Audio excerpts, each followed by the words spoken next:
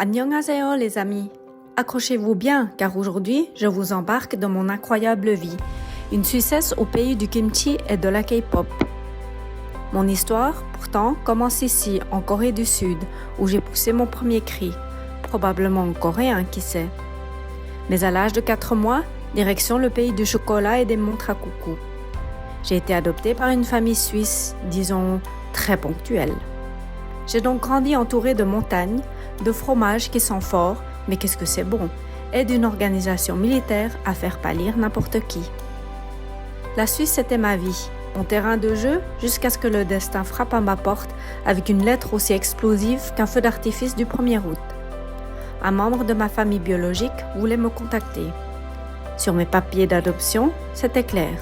Trouvé dans la rue, date de naissance approximative. Mais c'est quoi ce beans? Coréenne a tout simplement menti et falsifié des documents, vendant ainsi de nombreux enfants dont j'étais. Ma curiosité m'a poussée à aller en avant et découvrir mes vraies racines. Direction la Corée du Sud, armée de mon dictionnaire de coréen et d'une soif inextinguible de découvrir mes origines. Un séjour prolongé pour essayer de comprendre cette langue qui m'avait oubliée et cette culture, comment dire, vivante. 5 ans plus tard, ma volonté de ne pas perdre tout le coréen que j'avais appris m'a ramené en Corée pour torturer à nouveau mes tympans avec les subtilités de cette langue. Et figurez-vous que l'amour avait décidé de planter ses flèches en plein milieu de mes révisions de vocabulaire.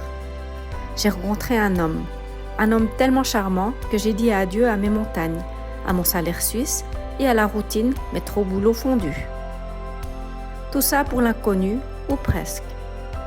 Mes allers-retours en Corée m'avaient un peu vacciné contre le choc culturel, mais passer de la ponctualité suisse à « on arrive quand on arrive coréen », c'était un masterclass de zen attitude. Et me voilà madame mariée et maman d'une adorable petite fille âgée aujourd'hui d'un peu plus de 5 ans. La vie de maman suisse en Corée du Sud, c'est un peu comme un mélange de fondu au kimchi. Surprenant au début, mais on s'y fait. Enfin, j'essaye. Alors, comment on gère l'éducation bilingue sans devenir complètement schizophrène linguistique? La cuisine coréenne est délicieuse, mais apprendre à la cuisiner, c'est tout un art. Et surtout le grand mystère quotidien. Qu'est-ce que je fais à manger ce soir? Voilà donc un petit aperçu de mes défis quotidiens. J'espère que ce premier épisode vous a fait sourire, au moins un petit peu. N'hésitez pas à me laisser vos commentaires, vos questions existentielles sur la vie de maman expatriée, vos meilleures recettes de kimchi. Je suis preneuse de tout.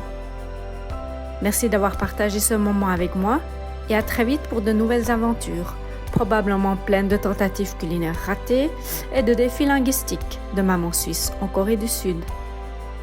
Annyeong, tschüss!